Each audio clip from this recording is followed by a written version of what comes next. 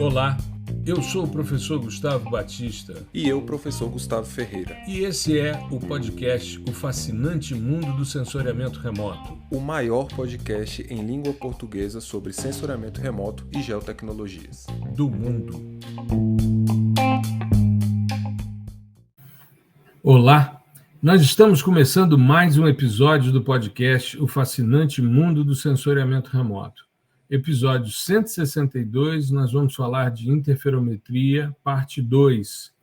Eu queria chamar a atenção, a gente mudou o link do nosso site do podcast na Anchor, agora é anchor.fm/geosensor, antes era Prof. Gustavo Batista, mas como a gente já tem um tempão aí que está dividindo a bancada, eu e Gustavo Ferreira, então é melhor a gente colocar o geosensor, que é essa unidade aí, essa união de esforços que a gente vem fazendo. Antes de passar para o Gustavo, salientar que nós tivemos o episódio passado, que começamos a falar de interferometria, a primeira parte, e logo em seguida, o episódio saiu às 5 da manhã e quando a gente acordou, a gente já se deparou com uma tragédia que foi o terremoto na Turquia e na Síria, né? A gente tinha tido um terremoto intenso em 99, é uma área de encontro de placas tectônicas, enfim, e um episódio bastante intenso. E eu estou falando disso por quê? Porque esse tipo de deformação que a crosta terrestre sofre quando tem um abalo sísmico, um vulcanismo, uma subsidência, enfim, um tipo de movimentação pode ser medido por meio de interferometria. Aliás, a interferometria é uma das utilizações dessa interferometria por radar, é justamente a medição dessas alterações de superfície, além, é claro, da geração de modelo digital de terreno, como a gente salientou no episódio passado com a missão SRTM. Então, a gente, claro, ficou bastante sensibilizado, um evento que leva uma quantidade muito grande de vidas, né? Um terremoto de grande intensidade, que é seguido por outros abalos, e numa época em que é inverno no hemisfério norte, e aí você tem baixas temperaturas, as pessoas desabrigadas, ou seja, fica aqui a nossa solidariedade a todos que estão passando por uma situação complicada, mas a gente salientar que houve essa coincidência, né, entre um episódio sobre interferometria e um evento que traz à tona na mídia essas deformações de superfície e que são objeto dos estudos interferométricos, né? Muito bem, falando disso, então, passar a bola para o meu grande amigo Gustavo Ferreira. Tudo bem, Gustavo? Como é que você Fala aí, está? professor, beleza? Tranquilo. Vamos seguindo aqui, né? E, infelizmente, essas coisas acontecem, né? Não temos controle, inclusive, em termos de técnica, né? Não tem como a interferometria prever esse tipo de... Né? A não ser que você tenha, enfim, um monitoramento ali em tempo real, é uma coisa complicada. Inclusive, até respondendo um questionamento que eu tive no direct, que é se para monitorar por exemplo, esse deslocamento, o sensor, o sistema sensor tem que estar passando exatamente no momento do deslocamento, né? E não, tá? Você mede como você tem, você pode ter no Repeat Pass, né? Você tem uma cena de antes, por exemplo, um dia antes, horas antes, e uma cena depois.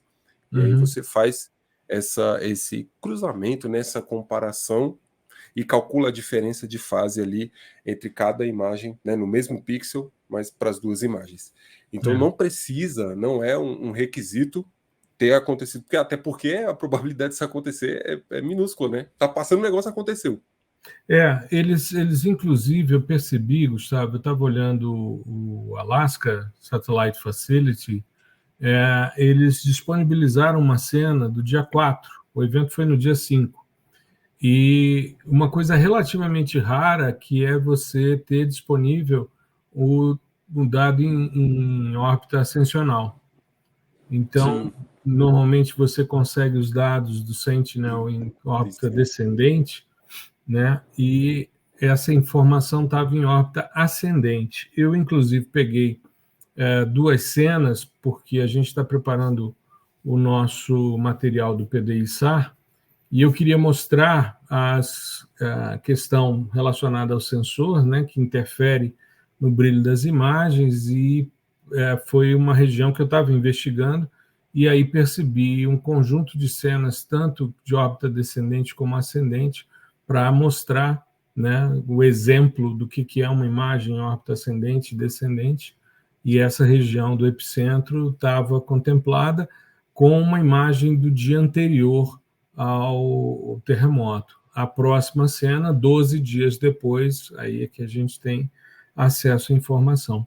Mas é interessante, você salientou bem, não há como você monitorar, né, em tempo real. Você pode fazer um monitoramento sísmico e verificar, né, se está havendo acomodações, perturbações, oscilações, e normalmente essas áreas elas são densamente povoadas e a população de baixa renda normalmente, enfim, mas ali a gente viu até prédios altos caindo, desmoronando, né?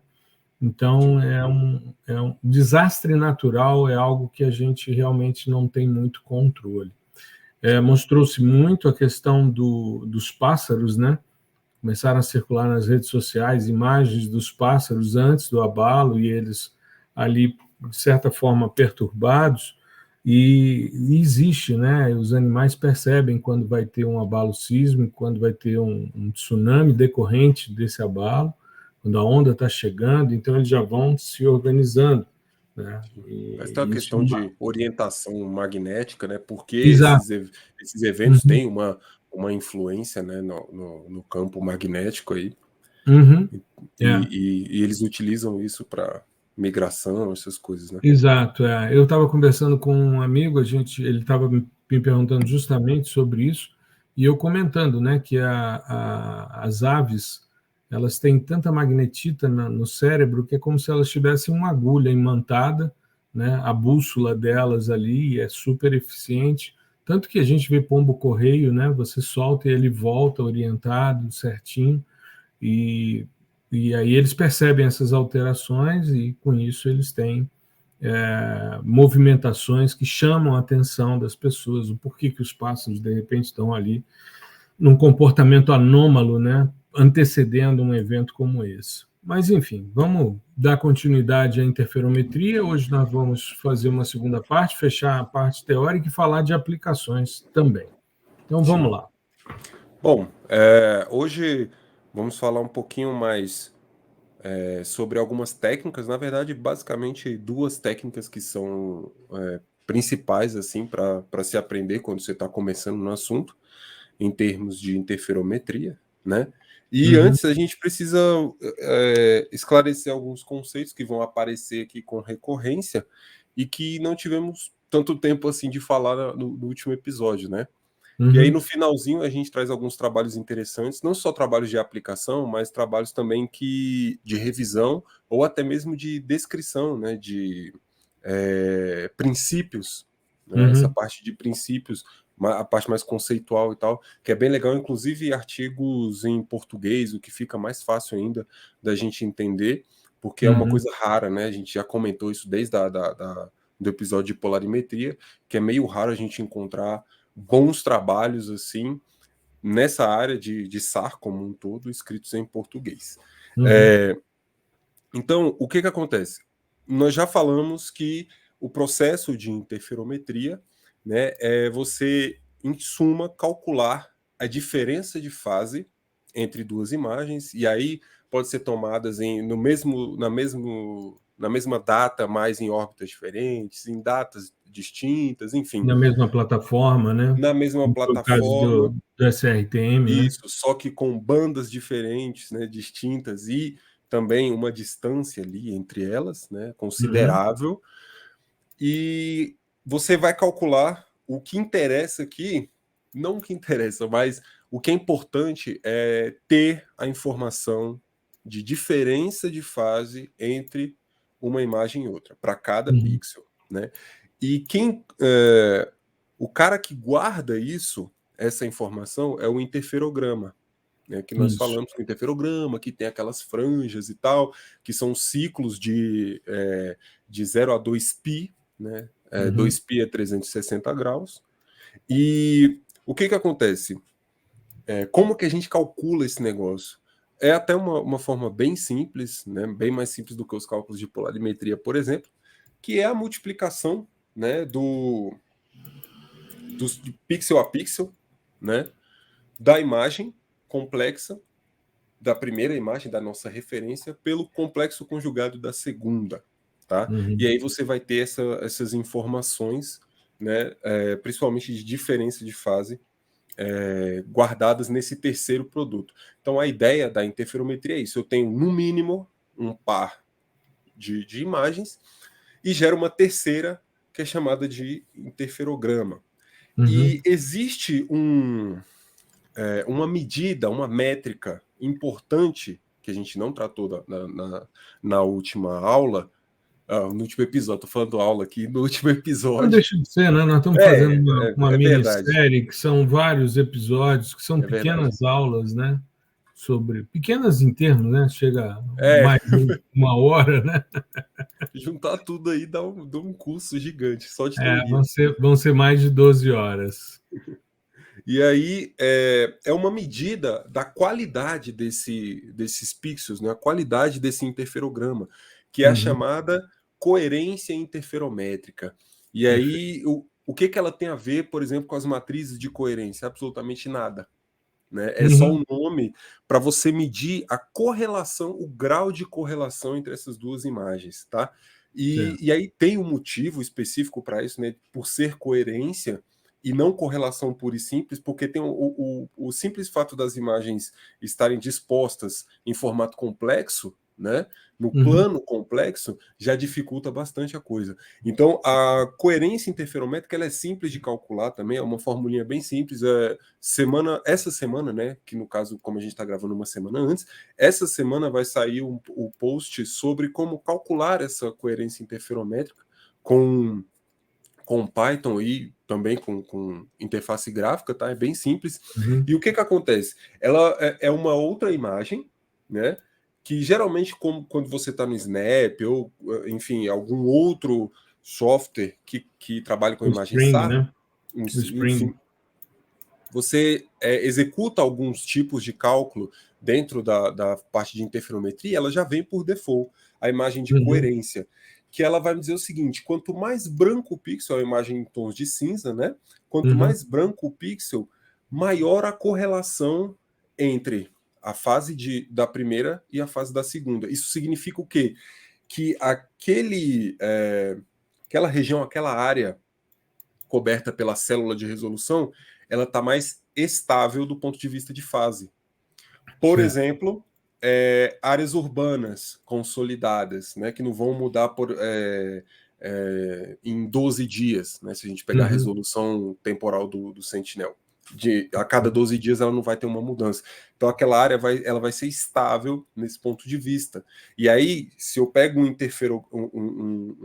uma imagem de coerência interferométrica de uma área urbana dessas, essa área urbana ela vai estar bem branquinha. Inclusive, você pode utilizar essa medida de coerência para mapear manchas urbanas, enfim, fazer change detection. Tem aplicações baseadas só nessa medida de coerência. Né? E ela é uma medida importante porque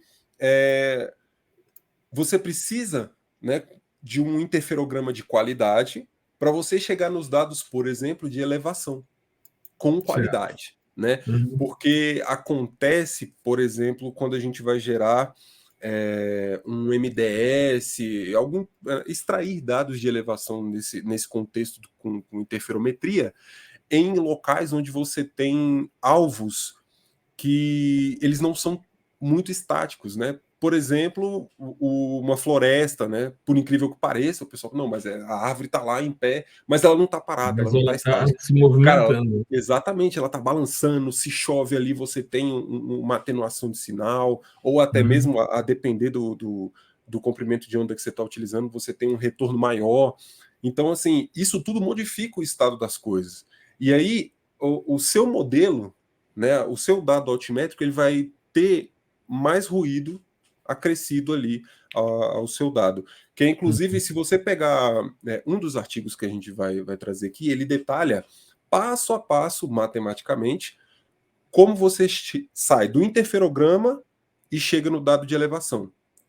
E aí, se você for pegar na teoria mesmo, o modelo desse dado de elevação, né, ele é somado a vários ruídos. Ruído atmosférico, temperatura, o próprio sistemático, né, a parte, por exemplo, de temperatura, ruído térmico do sistema sensor.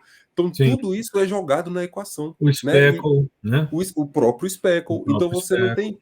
não tem como, alguns, você não tem como retirar. Mas a coerência interferométrica, ela ajuda a gente a entender onde o dado vai ser mais preciso. Exato. Né?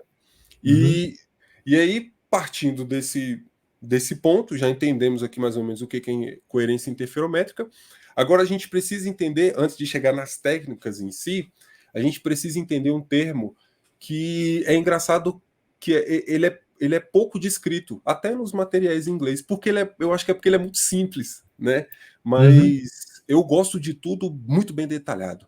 Assim, para conseguir ler, entendeu? Se não tiver pelo menos uma figura, sei lá, para dizer o que é. E é o tal do baseline, né? Porque tudo isso todos os cálculos interferométricos, eles levam em consideração o baseline, a linha de base. E aí, quem vem, por exemplo, da geografia e tal, que teve aula de geomorfologia, linha de base é uma coisa, entende? Exato. E aí você acaba tendo esse E equívoco de achar que é a mesma linha de base. que a linha de base seria o ponto mínimo, né, de processo erosivo, né, quando a gente pensa Isso. em geomorfologia, que não é uma linha de base, é nível de base, né? Sim, nível de sim. base local, nível de base geral, que é o nível do mar, enfim, aí a gente sempre Pois usa é. essa lógica, bem E aí lembrado. o pessoal tende a, pô, então quer dizer que o baseline é o nível do mar, nível dos oceanos. E isso já está, por exemplo, Pacificado, né? ou é um parâmetro que já está lá no sensor. Não, o sensor já sabe qual que é o nível do mar. Ele É. passou ali, opa, aqui é mar, aqui não é. E, na verdade, o baseline, gente, é muito simples. Se a gente levar em consideração, vamos supor que eu tenho 2 satélites em órbitas distintas, né? Um pouquinho mais alto do que o outro, né? E a distância entre um sensor para o outro vai ser a minha baseline interferométrica, tá? Então a linha de base interferométrica é simplesmente isso, é essa linha que liga um sensor ao outro, né? E aí ela está perpendicular à órbita dos satélites, né? Então para o pessoal que está ouvindo conseguir fazer ou tentar, né, fazer esse modelo, essa ilustração na cabeça. Então, essa linha perpendicular à órbita dos satélites, ligando um ao outro, é a minha baseline interferométrica ou baseline do interferômetro, enfim. Aí depende da tradução, né? Que é interferômetro é baseline. E a projeção dessa baseline, dessa linha, né, dentro do slant range, né, da minha visada, a projeção da baseline, da primeira que eu falei, para a angulação da visada dos 2 satélites é o que a gente chama de baseline perpendicular. E aí vira uma relação trigonométrica, né? Na verdade. Então eu tenho um cateto que é a baseline perpendicular, né? E como eu tenho 2 satélites, um maior e um menor, a baseline interferométrica, enfim, ela vai ser a minha hipotenusa e eu vou fechar um cateto menor com a visada lateral do satélite que está mais alto. Enfim, para que isso? Porque a primeira técnica que a gente vai comentar, ela chama Small Baseline. Isso, Small Baseline Subset, né? SBAS. Que é, basicamente, você pegar ali as suas aquisições com baselines, com distâncias pequenas, né? E uma coisa também importante de mencionar, ela é muito importante, o comprimento de onda aqui, ele vai ser fundamental, ele vai ter grande influência. O que isso significa, Gustavo? Eu vou ter um interferograma com um comportamento, por exemplo, na banda C, e se eu pegar um interferograma do mesmo ponto com a banda L, vai ter outro comportamento. Isso é importante a gente levar em consideração, por conta de todas as questões, né, da penetrabilidade das ondas e tal, tudo aquilo que a gente já falou lá no background do background teórico. Tá? Perfeito. Então, isso, inclusive, é bastante colocado, os interferogramas L, C e X, você tem uma diferença muito grande. É claro, você consegue enxergar os padrões, né, de círculos concêntricos ali, mas eles vão ter uma intensidade diferente ou número de franjas diferentes, dado a diferença do comprimento de onda, né? Então, assim, a ideia... A coerência interferométrica também muda em também função vai ser de diferente. banda. Também vai ser diferente. Então, aqui, inclusive, pode ser até um tema de algum trabalho, né? Algum artigo para uma revista, a análise dessas diferenças entre os interferogramas, né? Gerados com comprimento de onda diferentes, aí, distintos. Né? Você pode fazer essa análise pixel a pixel, ou pode pegar o histograma e analisar diferenças entre o histograma e entender qual é o impacto daquilo na geração do seu dado altimétrico, por exemplo. Né? Isso vai ficar bem possível e bastante disponível já no próximo ano. Bom, esse ano a gente tem a perspectiva do NISAR, né? Que vai ser banda L, que vai ser da NASA, e banda S, a partir da ISRO, né? Que é a Agência Espacial Indiana, e o ano que vem o Biomass, né? Está previsto aí para 2024. O Biomass vai ser o primeiro satélite, o primeiro sistema sensor orbital na banda P. E achei muito interessante porque ele vai ter um período de tomografia, serão 18 meses para fazer avaliação altimétrica por tomografia, e o restante da missão será por interferometria. Né? As potencialidades são imensas, né? Tem tomografia que a gente provavelmente não vai abordar nessa série, né? Mas é uma perspectiva, uma alternativa no sistema SAR, que é muito interessante. É de fato uma tomografia da superfície, ali é muito doido. Tem uns cálculos. Eu ainda não estudei a fundo isso, né? Porque meu trabalho é mais na parte polarimétrica, né? Um pouco de interferometria também. Mas eu já mexi em alguns dados, né, do ALOS e tal, basicamente em quadpol, mas é muito interessante. Você consegue identificar coisas que estão, por exemplo, estruturas que estão abaixo da vegetação, né, de árvores maiores, assim, por exemplo, o cara tem um caminhão ali embaixo de uma árvore gigante, você consegue identificar, assim, por perfilagem, né, essa estrutura metálica aí do caminhão. Então é muito louco, cara, é uma viagem assim, mas é uma viagem muito legal. Muito bacana. Assim, hoje em dia é muito mais fácil, digo porque eu já processei isso, né, no Snap da vida aí, com o software de interface gráfica, principalmente o Snap, que facilita demais a vida da gente, né? Então dá para você testar e brincar com esses dados. Mas enfim. Eu queria só comentar essa questão do Biomass, que é o seguinte: a expectativa, eles estão com uma perspectiva muito, muito audaciosa, e eu acho fantástico isso. Eles querem fazer o levantamento de todas as árvores durante a missão. E eles vão fazer o levantamento de biomassa viva acima do solo, né, a partir da altura dessa vegetação e das alterações que ocorrem, né? E aí eles vão, com isso, buscar uma melhor compreensão do ciclo do carbono, fazer uma investigação para medição de biomassa, mas essa biomassa viva, né? Então, eles vão... E é interessante porque eles estão com um sistema que será um SAR polarimétrico, ele será um SAR polarimétrico interferométrico, e essa missão, durante 18 meses, será um tomosar, né? Um SAR tomográfico.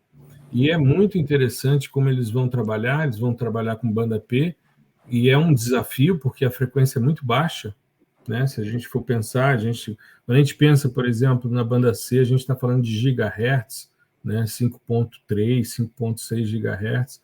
Aqui nós estamos falando de 435 megahertz. Então, é um sistema, ele é muito desafiador.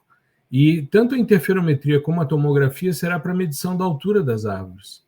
Então, a ideia é fazer isso durante 5 anos e fazer o levantamento, né, de forma ascendente e descendente durante aproximadamente, fazer uma cobertura global em 9 meses com essas passagens, né? Vão ter múltiplas passagens interferométricas, serão 3 passagens nominais, né? E a cada 3 dias você repete o ciclo. Então, é um desafio extremamente interessante para a gente pensar em termos de possibilidade de trabalho, e eu acho que vale muito a pena a gente investigar e estudar essa parte da tomografia, porque isso é uma demanda que cada vez é mais crescente. Sim. Essa dinâmica de você trabalhar com a biomassa viva acima do solo, e aí eu estou falando de utilização de banda L, utilização de LiDAR, e agora a ideia é você utilizar a banda P também, né, com o Biomass, e a ideia é que esses dados sejam gratuitos e disponíveis, como são os dados do Sentinel-1, assim como o NISAR. O NISAR, eles já disseram que vão disponibilizar os dados no ASF, né, para que as pessoas comecem a expandir os trabalhos. Então, cada vez mais, a gente está tendo uma disponibilidade maior de dados, softwares robustos que permitem o processamento, bibliotecas bastante generosas também para esse tipo de situação, e pouca formação, o que é pior. Né? Eu li o seu artigo que é bem nessa pegada, eu achei bem interessante. A gente vai soltar, né, um texto aí, até o evento, né, iremos soltar alguns textos, uns escritos pelo professor, outros escritos por mim. Terça-feira saiu um meu, sim, em que eu falo um pouco sobre a trajetória e tal, e agora sai um seu, sim, que eu achei muito interessante. Que foca muito nessa questão de tentar responder se o radar é complicado ou não, né? Uhum. Mas eu vou deixar para falar dessa questão profissional e de formação um pouquinho no final, porque aí vai encaixar certinho com os trabalhos que a gente vai mostrar aqui na última parte do episódio, né? Beleza. E aí vai ficar eu quero tentar não fazer um sermão do Neofossar. Mas a gente vai falar sobre essa questão de profissional, de formação, capacitação, né? Uhum. E, bom, a gente estava falando sobre o SBAS, Small Baseline, falando sobre baseline, uhum, e eu esqueci de comentar de onde vem isso.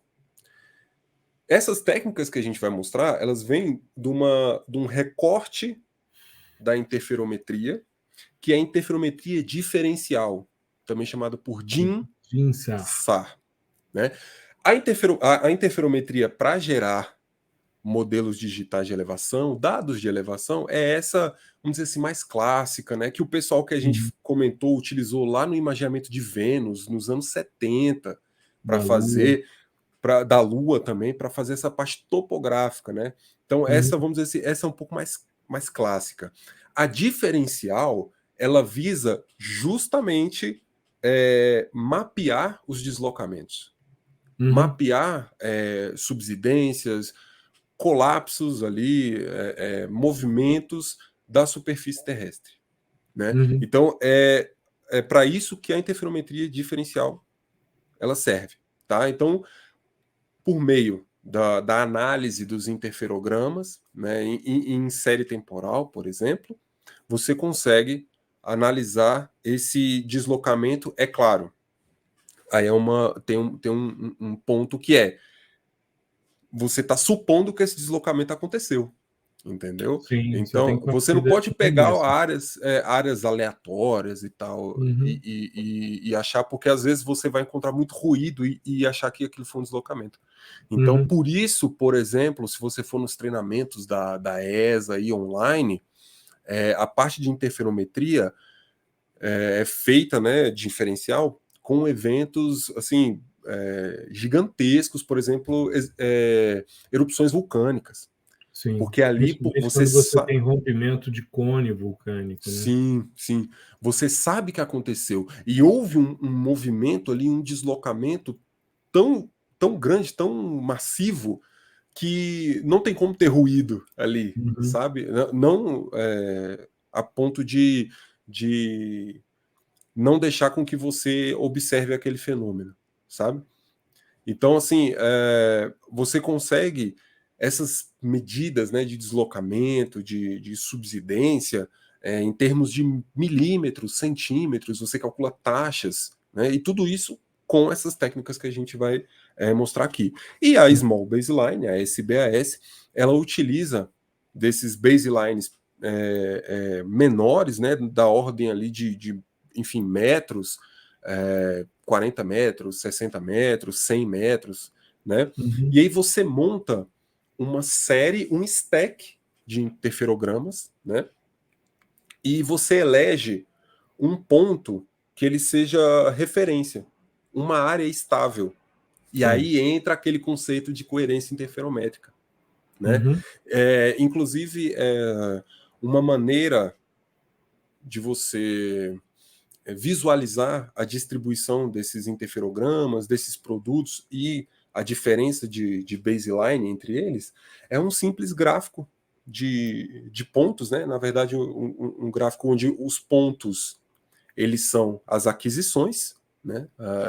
E aí você tem no eixo Y a variação de baseline e no eixo X a data de aquisição. Certo. E aí você pode, por exemplo, você plota um gráfico desse para você selecionar, por exemplo, o seu ponto, né, estável. E a partir daí você vai calcular, existe uma série de cálculos, e aí são cálculos até um pouquinho mais complexos, né? Mas você consegue tudo isso via software ou programação, você consegue calcular essa diferença, né, com esses baselines pequenininhos e ter, porque o seu intuito é ter uma imagem de deslocamento ou uma taxa de deslocamento da ordem ali próxima ao comprimento de onda do seu sensor, né? Alguns centímetros, por exemplo, no caso do Sentinel. Enfim, você consegue isso a nível submétrico também, né? A depender da técnica. Então, a ideia é ter uma série temporal, né? Inclusive essas SBAS, o PSI que a gente vai comentar, são todos baseados em séries temporais de interferogramas. Então aqui a gente tira um pouquinho aquela lógica de, bom, precisamos ter um par. Aqui já não é mais um par. Você tem uma série, você tem um stack, uma pilha de interferogramas, né? E aí você seleciona um ponto estável e vai calculando daquele ponto estável a diferença para todos os outros, né? E assim você consegue, como você sabe exatamente qual foi o dia, a hora da aquisição daquela imagem, né? Você consegue calcular taxas. O pessoal utiliza SBAS para calcular, por exemplo, o movimento das geleiras, né? Você consegue calcular isso com bastante precisão, né? Inclusive, eu acredito que a maioria dos trabalhos fora do contexto aqui tropical sejam para mapeamento desse tipo de movimentação. Com que taxa essas geleiras estão se movimentando, né? Sim. Então, nos Alpes ali, aquela coisa toda, e você consegue isso com o SBAS, né? Com esse tipo de técnica. Maravilha. A segunda técnica, aqui a gente está passando um pouquinho por cima, tá, pessoal? Porque são técnicas que possuem uma série de passos, né? Inclusive, tem vários, se você pegar as literaturas, assim, tem vários fluxogramas que você pode seguir para chegar ao mesmo resultado, e eles são imensos, né? Exato. Então você tem que pegar a informação de fase e tal, tem que ser fase desdobrada, tá? A gente comentou sobre isso no episódio passado, né? Que a informação de fase ela vem ela vem descontínua, como se fossem uns patamares assim, né? Então vamos pegar, por exemplo, o SRTM, aquela imagem que a gente já tem, tons de cinza do SRTM. Ela já tá ali, a fase está desdobrada, ou seja, você vê uma coisa contínua, né? E inclusive existe um procedimento que nem está colocado no Snap, ele pega de um software de fora, né? Que é o SNAFO, que ele ele já faz como um plugin, né? Ele já entra. Isso, ele está acoplado, né? Você não precisa baixar este software. Quando você baixa o Snap, ele já vem. Isso. Mas, assim, ele não é nativo do Snap. Porque Sim, esse software, SNAFO, ele calcula muito bem esse desdobramento de fase. Que ela vem como se fosse um papelzinho dobrado mesmo, né? Cheio de arestas patamares, ali. né? Isso, cheio de patamares, um monte de degraus. E a ideia é você colocar isso numa perspectiva mais contínua. E aí você tem... e o legal aí eu já vou entrar um pouquinho mais na parte nerd da computação. É que esse SNAFO, né, esse código, é escrito em C++, se eu não estou enganado, e ele utiliza uma lógica de menor custo, né? É basicamente calcular o menor custo de célula para célula. Assim como é feito na modelagem hidrológica, sabe? E a ideia dele é jogar isso para o interferograma e conseguir suavizar a fase. E é um dos que melhor funciona, né? Eu tenho acompanhado, o pessoal tem feito algumas abordagens com redes neurais, né, para fazer o desdobramento de fase via inteligência artificial, e tem dado bons resultados também. Mas o que é mais performático é o mínimo custo, né? Entendi. Por menor custo. E é muito legal porque tem uma série de questões ali que envolvem lógica e ciência da computação. É muito bacana estudar só esse algoritmo. Mas, enfim, a outra técnica aqui que a gente vai tratar, ela chama PSI, né? Que é Persistent Scatter Interferometry. Né? Então seria interferometria persistente do espalhador ou isso, o do espalhador dispersor, né? persistente. Isso, espalhador persistente. Isso. Né? Ela foi, se eu não estou enganado, ela foi desenvolvida pelo pessoal da Itália, né? Politécnica lá de Milão, de Torino, enfim. Mas porque eu lembro que as referências são sobrenomes italianos, né? Acho que é Ferretti, enfim. E a ideia é o seguinte: é você utilizar uma série, você continua utilizando uma série, né? Inclusive tem um númerozinho, geralmente mais de 15 interferogramas, e você achar o espalhador persistente, aquele que tenha o valor parecido, né? O mais parecido ali em toda a série, ou seja, aquele que menos variou. Você tem formas de calcular isso. Existe um coeficiente de dispersão, né? Coeficiente de dispersão, deixa eu dar. Índice de dispersão. Índice de dispersão de amplitude. esse índice de dispersão de amplitude você pode utilizar para achar o persistente, né? Que é aquele cara que ele vai ser vamos dizer ali, o espalhador que não muda, né, ao longo do tempo. E se você usa ele como referência, você pode calcular a diferença dele para os demais e aí conseguir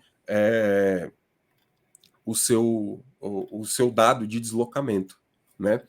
E você escolhe geralmente como referência, por exemplo, no SBAS, você escolhe como referência aquele que você está enxergando como mais estável. Aqui eu não estou falando mais de pixel, né, de espalhador, e sim da imagem.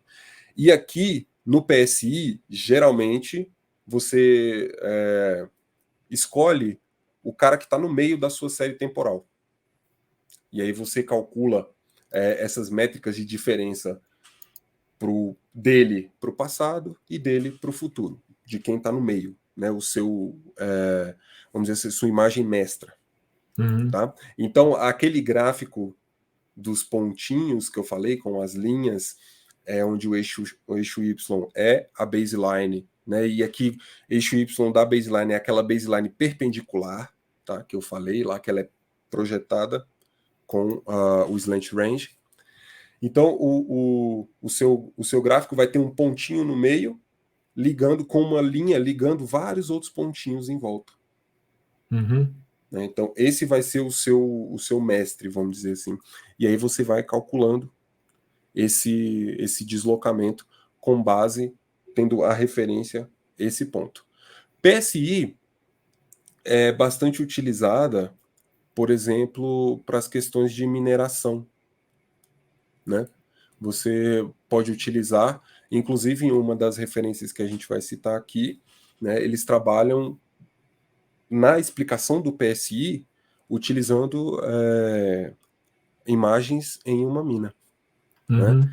E assim, aqui, novamente, a gente só está pincelando os métodos.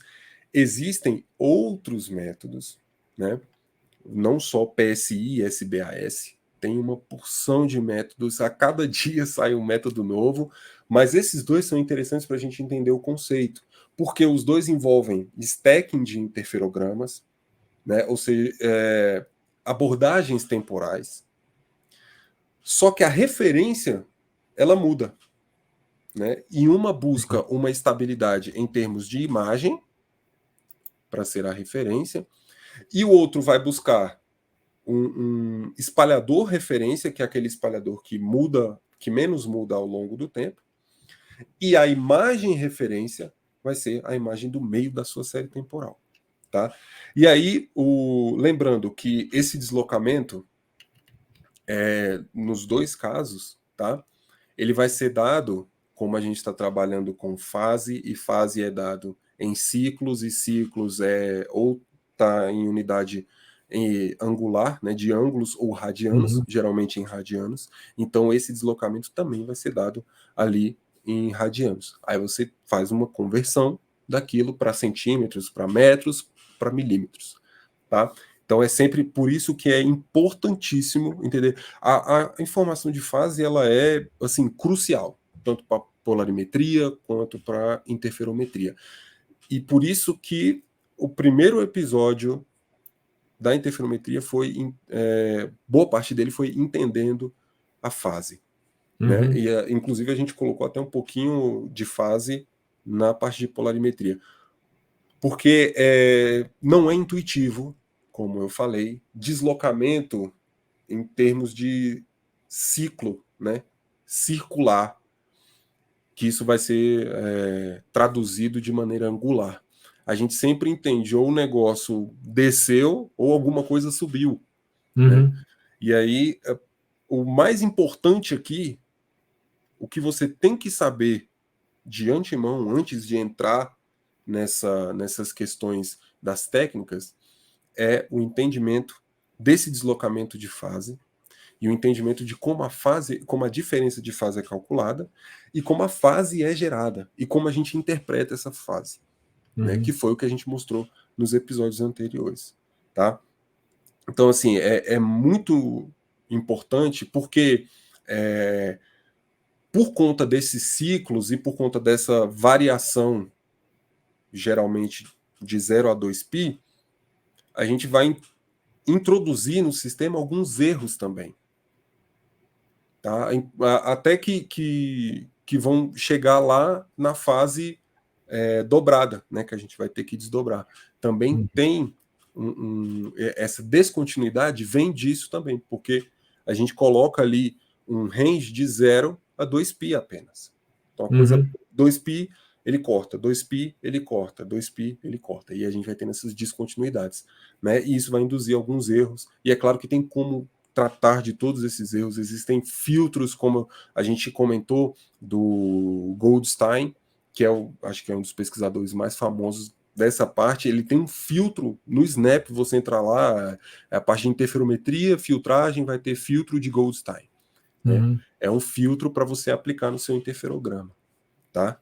Então, eu acho que dessa parte de técnica... E ele tende a diminuir ruído nesse interferograma? Sim. A ideia é... Porque você tem...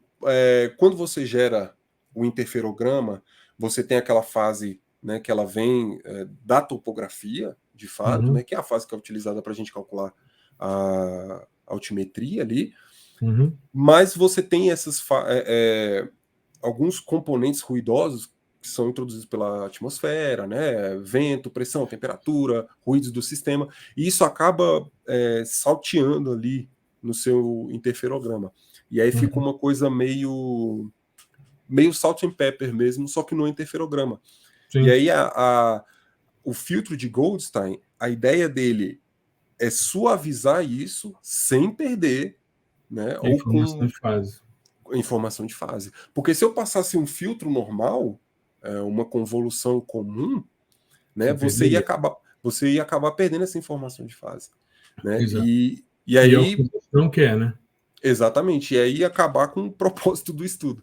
Então, é uma coisa pensada específica para isso daqui. Tá? Então, eu acho que a gente passou aqui pelas técnicas, né, mais conhecidas, né, mais clássicas, assim, dentro da interferometria diferencial, né?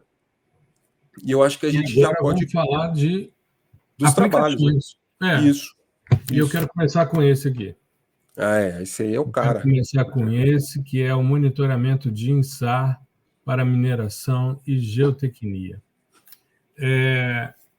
Esse é o único livro em português sobre interferometria diferencial.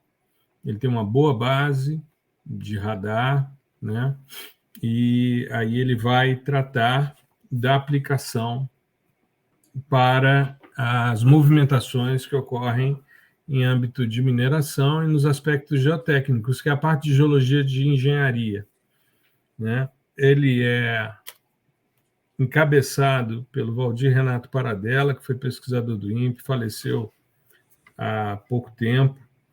O Paradella, eu já falei dele nessa série, com uma certa quantidade de vezes, porque o Paradella é um dos pesquisadores mais importantes do estudo de radar no Brasil, né? Dentro do INPE, pesquisador da área de geologia, né? E o Paradella se destacou. Quando eu mandei nesses e-mails que a gente mandou aí, que a gente está mandando, eu mandei um sobre, né, a questão do medo do radar.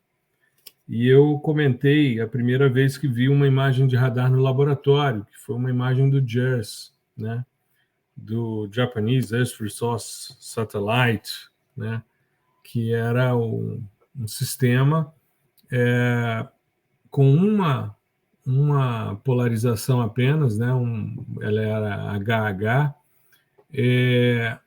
e um sistema que a gente olhava, sabe, uma imagem em nível de cinza, toda salpicada, complicada, tanto que as pessoas diziam, a gente compra uma imagem de radar e ganha uma imagem Landsat para poder interpretar. E nessa época o Paulo começou a orientar essa tese de doutorado, Paulo Menezes, né, que foi meu orientador do seu orientador também, e Paulo começou a orientar esse colega nosso, e o Paradela estava trabalhando com radar no INPE. Então, eles sempre trabalharam juntos, sempre mantiveram essa tendência, né, de pesquisarem coisas semelhantes na área de geologia. Tem ainda 2 pesquisadores que são atuantes ainda no INPE, né, o Mura e o Fábio Furlan. Os 2 são coautores, junto com o Paradela, né, e é uma referência bastante importante na língua portuguesa, pela oficina de textos. É uma publicação. Eu comprei na pré-venda em 2021. Chegou para mim em 2021. Eu acho que, em termos... até hoje, em português, assim, em formato de livro, que não tese, né? É o melhor. Cara, aqui tem tudo. Não, enfim, a gente está sendo pago para isso, mas não é caro pelo conteúdo que tem aqui. Sim. Tá? É absurdo. E na esteira desse livro, eu vou indicar também a leitura da tese do Mura, né, que está disponível aí para quem quiser, que chama Geocodificação Automática de Imagens de Radar de Abertura Sintética Interferométrico. O título, né, introduz essa questão de geocodificação, mas aqui tem tudo que você precisa em termos de conceitos de interferometria também. Tá? Inclusive, muito do que está disposto na tese tem no livro, em termos de conceitos, de figuras, né? Então você vai encontrar bastante isso. E é muito legal. Assim como a polarimetria, a tese do Nilo também, são teses assim, que são tranquilas de ler. Né? São referências. São referências. E não é aquela coisa assim de outro mundo, sabe, para você ler. Então, assim como o livro também. Explica tudo muito bem explicado, é muito direto, não tem rodeio nem nada. Mostra exatamente o que é, como faz, o porquê que aquilo é assim. Que eu acho que isso é uma das coisas mais importantes. E a tese e o livro são nessa mesma toada. Assim, é muito legal. Quando eu comecei a estudar interferometria, foi o primeiro trabalho que eu tive contato em português foi a tese, né, que é dos anos 2000, 2001 aqui. Então, foi a primeira... Ele defendeu em 2000 e ela foi disponibilizada Isso. com publicação em 2001, 2001, né? Isso. Foi no segundo semestre de 2000. E, então, assim, era o que estava disponível em português e, cara, foi muito boa a leitura, muito boa. Peguei muita coisa em termos de conceito, assim, consegui fixar bastante, muito bacana mesmo. Eu acho que esse, junto com o livro, são umas, para quem quer se aventurar no tema aí, são leituras obrigatórias. Eu queria fazer uma sugestão. Você me mandou hoje, eu já tinha esse material, mas eu achei muito legal. Para quem lê em inglês, o INSAR Principles, da Agência Espacial Europeia, né, da ESA. Guidelines for SAR Interferometry Processing and Interpretation. É uma referência em inglês, mas é um senhor material. São 250 páginas sobre radar interferométrico, sobre SAR interferométrico. Foi publicado em fevereiro de 2007, é uma publicação que tem uma codificação TM19, e você encontra, se você colocar lá INSAR Principles ESA, você vai cair direto na página, no Google, né? E um pessoal muito legal, que produziu um material de altíssimo nível, desde o básico, passando por aplicações, a parte de SAR diferencial, né? E a parte de processamento. O que você deve, quais são as etapas que você precisa seguir para trabalhar com os interferogramas e chegar aos seus objetivos. Eles utilizam nessa parte de interferometria diferencial alguns exemplos, né, como, por exemplo, erupções vulcânicas, subsidência, enfim, e aí vão mostrando como proceder né, a utilização dos dados interferométricos, lembrando que o Sentinel, a gente utiliza os dados do sistema interferométrico dele, né? O Sentinel-1 disponibiliza os dados interferométricos para a gente trabalhar. Então, vale a pena você pegar 2 cenas, né, e começar a fazer uns testes nesse sentido para verificar a potencialidade. Eu acho bastante válido essa utilização, né? Sim. Eu acho que a gente pode partir aqui para os últimos 2, né? Tinha um terceiro aqui, mas eu vou deixar ele para o dica de leitura, que acho que combina bastante. Então, a gente não vai ficar sem, só vai estar em outro formato, né? Mas eu acho que a gente pode ir indo nessa linha dos conceitos. Tem um artigo que eu achei bem legal quando eu li, que ele é de 2007, que é um review, é uma revisão só sobre interferometria SAR. Então tem isso à época, né? Limitações, técnicas, aplicações. Então tem muita coisa, são 30 e tantas páginas com muita aplicação e um pouquinho de conceito também. Essa questão do passo a passo, que é importante, né, os fluxogramas, eu acho que para esse tipo de... Porque esse tipo de aplicação, interferometria, o passo a passo é bem grande, sabe? Costuma ser bem grande.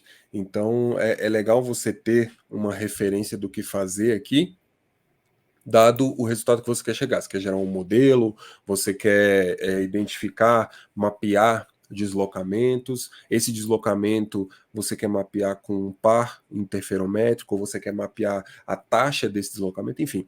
Para cada aplicação, você vai ter um passo a passo, um fluxograma para você seguir os seus processos, né? Bem como a descrição dos resultados aqui também, das interferências que eu tinha falado em termos de ruídos, né? Que vão estar presentes ali na sua informação de fase, né? E que alguns deles você pode atenuar, outros não tem como, e beleza, né? Você simplesmente conhece isso. Então tem bastante coisa aqui. Tá em inglês, né? Mas. Que é, Gustavo? Você disse que é um review, eu estou tentando lembrar qual é. Isso, é o do James com G. Sim, aqui, sim. ó, Review Article SAR Interferometry. Né? Certo. E aí Ele é mais antigo, não é? Você Isso, falou 2006. ele é Eu acho 2000. que ele é 96, né? Isso. Ele é. Não, na verdade, 96, desculpa. Exato. Ele Eu tô foi com outro na publicado no cabeça. International Journal of Remote Sensing em 96. Sim. Ele. Exato. O artigo é de 96, mas ele foi publicado online em 2007. Sim. Por isso que tem essa. Esse Porque isso gapzinho. acontecia muito com os periódicos mais antigos, Remote Sense of Environment, aqui é o International Journal of Remote Sensing. É muito comum você encontrar artigos antigos que foram publicados em papel, né, que foram publicações físicas, digitalizados e disponibilizados de forma digital. E aí sim você tem esses reviews. Me lembro quando a gente vai atrás, por exemplo, do Savi, né, do Alfredo Roetti, ele está nesse formato. Então, vários dos anos 90 estão disponíveis dentro dessa perspectiva, ou seja, eles foram publicados em papel e não foram transformados para o digital a partir dos dados originais, eles foram passados em scanner. E aí você vê que tem uma certa perda de fotografias, de imagens, de texto, né? Fica tudo como figura. Se você quiser retirar um pedaço e tal, é um pouquinho mais complicado. Às vezes as coisas ficam meio truncadas nesse processo de digitalização, né? Sim. Mas, assim, eu escolhi esse por conta das questões que ele traz de técnicas, né, que que trazem aí um pouquinho do que a gente, que traz um pouquinho do que a gente viu aqui, e dos resultados, né? Como eu falei, a maioria dos resultados aqui são aplicados em termos de deslocamento, né, medidas de deslocamento nesses grandes eventos, assim, então é erupção vulcânica, né, o próprio mapeamento do cone vulcânico, então tá tudo muito nesse sentido, né, e na época era um pouquinho mais complicado de você utilizar radar orbital, então aqui as coisas estão mais voltadas para o radar em termos aerotransportado, né? de aerotransportado, mas a técnica é a mesma, tá? Até porque com aerotransportado os caras colocavam um sensor numa asa, outro sensor na outra para fazer as duas varreduras ao mesmo tempo, para gerar a diferença divisada, não com passagens diferentes, né, de baseline, mas sim a diferença ocorrendo quando da mesma passagem, porém em pontos diferentes da aeronave, né? Sim. E isso também tem influência do comprimento de onda, né? Porque imagine, se você usar um comprimento de onda métrico, 2 metros, 1 metro, e você estiver muito perto, um sensor do outro, essa coisa não vai ficar legal. Aí você tem que ter uma distância ainda maior. Exato. Tanto que, se você pegar o SRTM, ele tinha uma haste, né? Um mastro grandão que ele saía do ônibus, 60 metros. Então você tinha essa e isso distância os caras entre... em órbita, né? Os caras longe, em órbita, né? O ônibus ficava de costa, assim, né? Para a superfície terrestre. E eram duas bandas, né, distintas. X de um lado e C do outro lado. Não, eles tinham, no caso do SRTM, eu sei porque eu estava fazendo a revisão para o curso, né, para o PDI-SA, para escrever sobre o histórico, os dois sistemas tinham as duas bandas, as duas antenas tinham as duas bandas, C e X apontadas em ângulos diferentes, as duas. Era uma fase... a estrutura que estava no payload, né, dentro do ônibus espacial, era uma parte mais larga com a banda C, um strip menor, uma faixa menor de antena com a banda X, aí o eixo e lá na ponta também, C e X. Aí eles faziam essa varredura ao mesmo tempo. Foram duas missões do Endeavour, em 2 momentos distintos, cobriu o planeta todo, e é uma série fantástica. Com fita, né? Foi gravado em fita isso. Exato. Fita. Eu acho genial. Genial. E para a gente fechar, eu acho que seria legal você falar sobre aquele artigo. Aliás, eu estava buscando aqui, você comentou, e eu achei o artigo do PSI, a revisão, né, um artigo de revisão sobre PSI, publicado no Journal of Photogrammetric and Remote Sensing, isso em 2016. Um artigo bem interessante, está aberto. Eu não precisei entrar com a minha senha da universidade para ter acesso, e muito, muito interessante. É um grupo espanhol e um italiano. Um italiano. Isso. Aí você tem aqui o pessoal de Barcelona, né, de um centro tecnológico de telecomunicações da Catalunha, o pessoal da divisão de geomática, e esse último autor, que é do Departamento de Ciências da Terra, da Universidade de Milão, na Itália.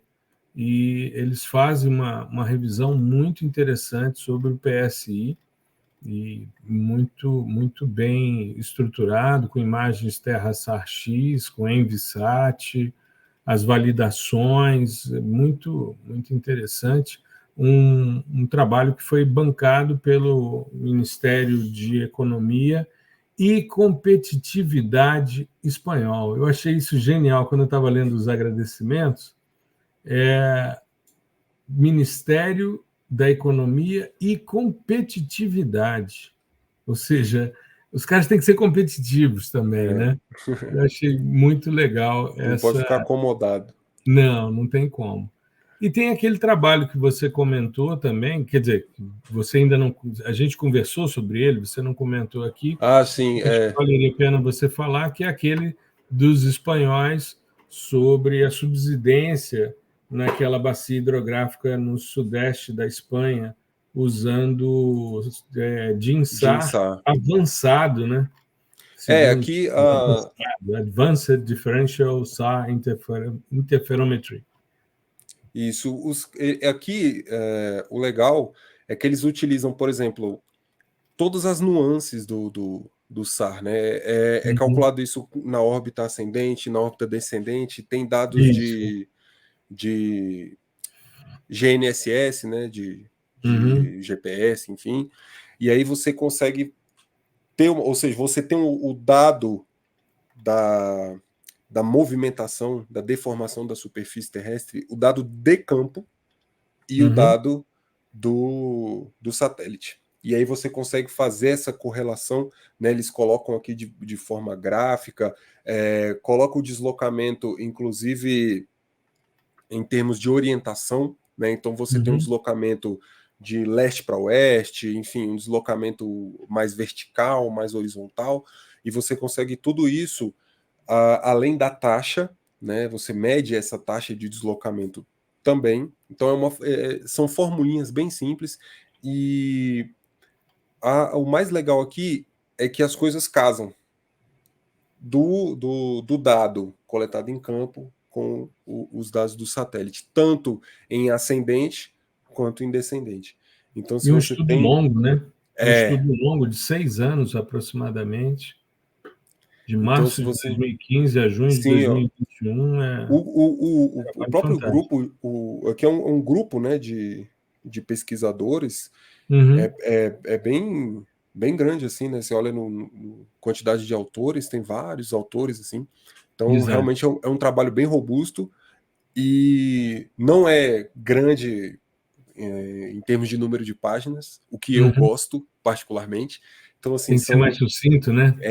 são 8 páginas e os caras, nessas 8 páginas, eles falam tudo o que precisa ser falado, né? Toda a questão de coleta de dados, comparação e tal, análise, e é muito completinho, né? Inclusive, para você se basear na hora de escrever um estudo sobre essa temática, é uma boa esse artigo aqui, né? E um evento apresentado num evento, né? No Sim, encontro internacional, um sim. simpósio internacional de monitoramento de deformação, E que bem ocorreu recente. em Valência, na Espanha, em junho do ano passado. Sim. Muito legal, eu achei assim muito bem detalhado, muito bem escrito e, enfim, e com um volume de dados, claro que eles provavelmente vão fazer uma publicação muito maior, com muito Sim. mais informação num periódico internacional, mas são diversos autores aí, é um grupo grande, um trabalho de alto nível e que está disponível, né, para as pessoas que quiserem no ResearchGate, né, sobre a parte de interferometria diferencial avançada, pessoal da Espanha, Universidade Politécnica de Madrid, Instituto Geológico e Mineiro da Espanha. Tem 3 autores aí são 11 autores, mas tem 4 que estão aí no ResearchGate, você acha com facilidade. Sim, sim. É isso, né, meu querido? Acho que a gente, com Chegou lá, né? somente 1 hora de episódio, a gente chegou lá. Eu confesso que aprendo muito, estou aprendendo muito com o Gustavo, que está se dedicando a esses estudos, principalmente interferometria. A parte de polarimetria é algo que eu trabalho já há mais tempo, mas interferometria eu nunca fiz grandes estudos, a não ser as utilizações para verificação de modelo digital de elevação, as estruturas mais tranquilas. E, é claro, a leitura, o estudo, mas o Gustavo vem se dedicando, porque está fazendo tese com radar, utilizando inteligência artificial, então é algo que ele esbarra no seu cotidiano, né? Eu preciso, pelo menos, entender do que se trata e tal. Mas assim, como a gente falou, ainda existem outras alternativas que não são interferometria nem polarimetria, você tem tomografia. Então, assim, é muita coisa mesmo que dá para fazer. Então, a ideia é mostrar para vocês o que está na rua aí, né? O que está acontecendo em termos de métodos, de aplicações. E, claro, tudo isso sem deixar de lado os conceitos, que no final do dia é o tópico mais importante, né? Porque se você não entende o conceito, não adianta nada você saber, eu posso usar interferometria aqui para calcular deslocamento. Mas por quê? Né? Por que você está usando interferometria? Como que ela funciona? E eu digo isso pelo seguinte, às vezes você vai lá e aperta 1, 2, 3, 4, 10 botões e você consegue o resultado. Beleza, tranquilo. E se aquele resultado estiver cheio de ruído e você não souber explicar, aliás, nem souber que aquilo é um ruído, né? Então, e achar que é deslocamento, que é uma deformação. Exatamente. E aí você vai lá e publica um trabalho, ou você vai lá e joga isso na mídia de alguma forma. É perigoso até. Né? A gente está tratando aqui de um mecanismo, de um procedimento que nos permite avaliar a extensão de danos, por exemplo. Né? Então, é muito complicado você se apropriar da parte técnica, que é o que a maioria, infelizmente, é o que a maioria das pessoas procuram. É o tal do, domine isso, domine aquilo. O tutorial rapidinho, né? O domine do cara domine a parte técnica. Domine os botões que você tem que apertar. Ou domine até mesmo a cadeia de processamento, que seja. Por exemplo, para eu fazer isso daqui, eu tenho que primeiro pré-processar dessa maneira, depois fazer dessa outra maneira e dessa outra maneira. Aí você domina toda a técnica. Maravilha, perfeito. E na hora de analisar os resultados, a técnica não vai analisar para você. Tá? Exato. E para analisar os resultados e tirar conclusões, boas conclusões, assertivas, você é obrigatório você conhecer os fundamentos e os conceitos. Não tem como fugir. Tá? Infelizmente. E para fechar, falando daquela parte de capacitação que eu falei, lá no início que eu ia falar, hoje em dia, assim, as pessoas tendem a chamar do profissional de gel completo o cara que domina sensoramento remoto e geoprocessamento. Né? Beleza. Mas isso daí já foi ultrapassado. Por exemplo, você tem que dominar as questões voltadas à computação, né, programação e tal. Não é mais um requisito, assim, um requisito, diga-se, opcional. Né? Não é optativo para você, principalmente para você que está no início ou no meio da carreira. Não é. É obrigatório. Radar, a mesma coisa, amigo. Não dá para você ficar sem entender isso. Mas eu passei minha vida toda trabalhando só com ótico. Perfeito, cara. Agora o jogo mudou. E toda vez ele vai mudar. Daqui uns tempos, radar vai ser igual ótico. Todo mundo vai ter que saber, vai ter que sair da faculdade sabendo. E aí o cara vai ter que se enveredar num LiDAR da vida. Isso, entendeu? Então, questões de realidade aumentada, por exemplo. Sabe? Você tem que entender que os requisitos eles vão se acumulando. Deixa eu fazer cada vez mais. Deixa eu fazer uma consideração complementando a sua fala. Outro dia eu estava mostrando para os meus alunos a questão do chat GPT, que a gente já falou aqui em alguns episódios. E aí está um alvoroço na universidade, os caras descobrindo, os professores têm comentado, outro dia fizeram uma reunião entre eles para ver, fazer uns testes e tal, estão angustiados. E eu, pegando a sua fala a respeito dos tutoriais, dos entusiastas, isso é uma coisa que me incomoda. Quando a gente começou no digital, eu esbarrava muito com pessoas que se apresentavam como entusiastas sobre determinado assunto. Cara, entusiasta eu sou com sorvete, entendeu? Entusiasta eu sou com um bolo de chocolate. Agora, eu acho que a gente ciência tem que ter um lastro, né? Para a ciência tem que ter. Aí eu os meninos estavam assim angustiados. Pô, professor, mas como é que vai ser o mercado de trabalho e tal, não sei o quê? Aí eu falei, deixa eu fazer uma pergunta aqui para o chat GPT, na frente de vocês, para mostrar como é que ele vai estruturar e que corrobora com a minha fala. Eu tinha feito um discurso, né, que para mim era muito parecido com uma nova revolução industrial, né? Ou seja, é a máquina substituindo o trabalho braçal, mas você tem sempre a inteligência humana e a criatividade, o ócio criativo que Domênico de Masi tanto preconiza em sua obra, né? E me chamou a atenção a seguinte resposta. Eu fiz a seguinte pergunta: a inteligência artificial vai substituir o especialista em sensoriamento remoto? A resposta dele: não é provável que a inteligência artificial substitua completamente especialistas em sensoriamento remoto.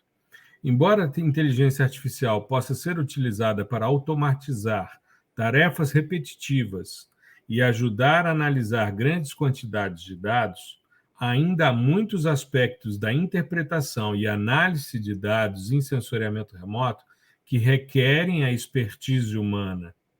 Além disso, a interpretação dos dados em sensoriamento remoto envolve muitas vezes julgamentos subjetivos e decisões baseadas em experiência que são difíceis de serem automatizadas completamente. Portanto, é mais provável que a inteligência artificial atue como uma ferramenta complementar aos especialistas em sensoriamento remoto, em vez de substituí-los completamente.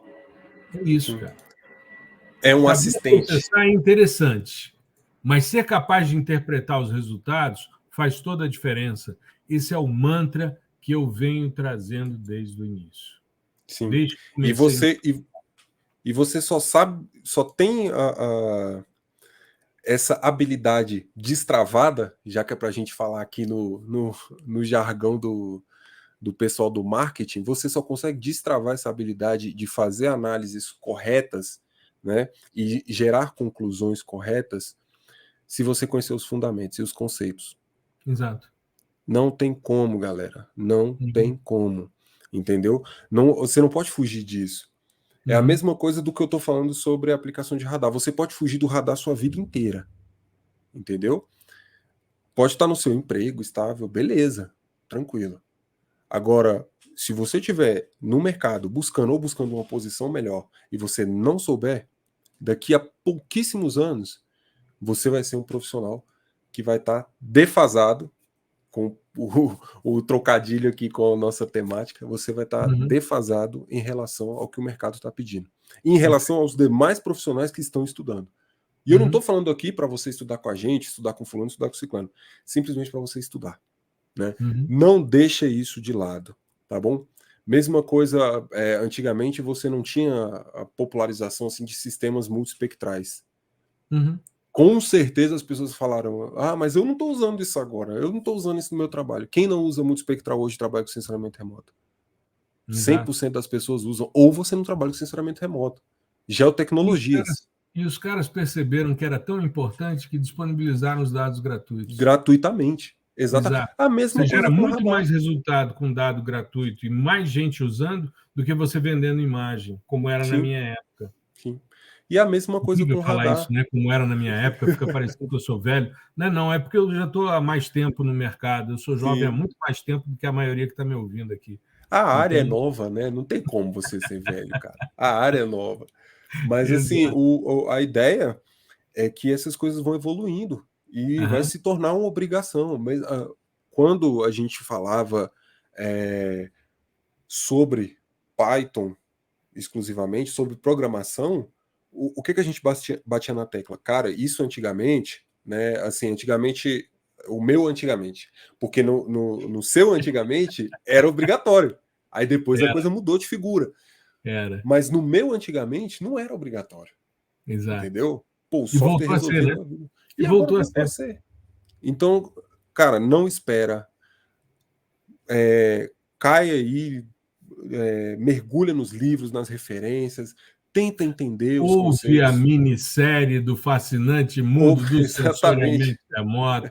Participa do seminário que nós vamos fazer dia 6 de março sobre processamento de dados SAR.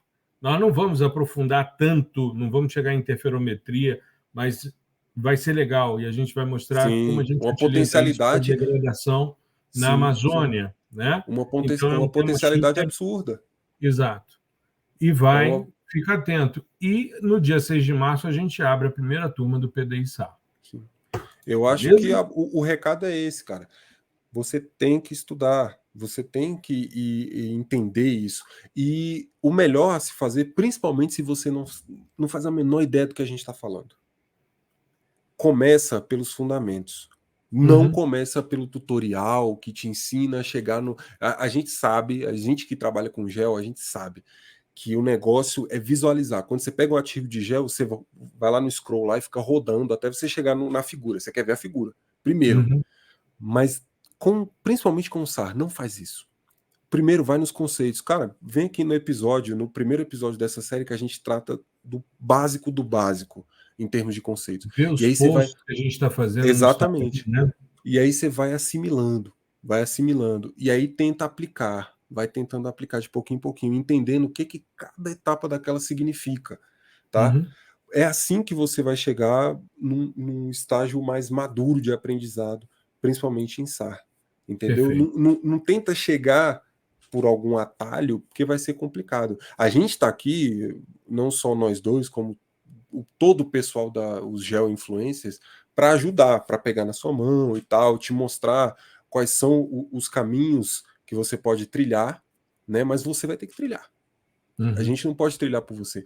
Então, assim, não adianta querer fazer interferometria se não sabe nem por que radar olha de lado. Exatamente. Então, a gente está aqui para tentar te ajudar a construir conhecimento mais rápido, entendeu? Mas a construção... Isso, e de maneira sólida. Exato. Mas a construção, ela é sua. Né? Inclusive, no texto que eu escrevi, tem falando sobre as particularidades do entendimento de cada um. O que é complicado para mim, às vezes não é complicado para você, né? E vice-versa. Então você tem que entender, inclusive, o seu processo de aprendizado. Acho que isso é importante, né? Porque às vezes a gente normaliza, porque professor ele é obrigado a normalizar a construção de conhecimento, porque ele não vai fazer um negócio individual. Não tem como. Imagina você numa sala de aula para 30, 40 pessoas fazendo, o fulano aprende mais desse jeito, então eu vou lá e vou fazer desse jeito para ele, aí depois eu faço do outro jeito para o outro, não tem como. Né? Mas você, a chave é você entender o seu processo de conhecimento. Eu aprendo muito quando eu vou lá no final. Eu pego lá do início, eu tô estudando, sei lá, eu quero aprender cálculo integral. Aí eu vou voltando, eu chego lá no 1 mais 1, igual a 2. Entendeu? Então, eu gosto de entender o porquê das coisas, no detalhe. O passo a passo, né? Exatamente, até você chegar no grande, no complexo. Né? Então, é ideal que você entenda isso e entenda que a gente está querendo só facilitar o seu caminho. Maravilha. Porque pra gente, assim, eu acho que pra gente, é porque o pessoal às vezes acha que é só uma questão comercial de marketing, mas não é. Pra gente, do meio, quanto mais pessoas no meio, melhor. Porque é um meio, ainda é uma área muito nova. Então tem muito desconhecimento sobre nossa área, sabe? Então a gente precisa de pegar todo mundo. Entendeu? Pô, o cara gosta um pouquinho de imagem de satélite, de dados espaciais, vem para cá. Vamos aprender, entendeu? Vem trabalhar com geotecnologia. A gente precisa. As dúvidas que as pessoas trazem nutrem normalmente a comunidade. Então é muito legal isso. Sim, né? A pessoa também. tem uma dúvida, traz, aí você responde, o outro vem, traz um outro ponto. E com isso você vai construindo também essa base, né, sólida com seus estudantes. Sim. Né? A gente não pode deixar um clubinho fechado, cara, entendeu? Só eu falo, ou só nós falamos e todo mundo escuta, e beleza, e sempre aqueles mesmos personagens que falam e aqueles mesmos que escutam. Então a gente tem que trazer todo mundo. A ideia é quanto mais gente, melhor. E é por isso que a gente fica divulgando esse tipo de conhecimento. Maravilha. Pouco tempo, né? 1h23, quase 1h24, 1h30, maravilha. É isso aí. Uma viagem de ônibus. Exato. Vai ouvindo, né? No transporte. Tranquilo. E tal. Beleza, show de bola. É isso aí, moçada. Nos vemos semana que vem com mais um episódio. Lembrando, dia 6 de março, temos o nosso evento sobre SAR, aplicações na Amazônia. Ainda não sei o nome, ainda não guardei o nome, mas em breve a gente divulga o link também. E a gente também abrindo a primeira turma do curso PDI SAR, processamento de imagens de radar de abertura sintética. Beleza? Exatamente. Tá bom, fique bem. Uma boa semana para você. Uma boa semana a todos que nos ouvem. Tudo de bom. Grande abraço. Valeu, professor. Valeu, pessoal. Até mais. Um abraço.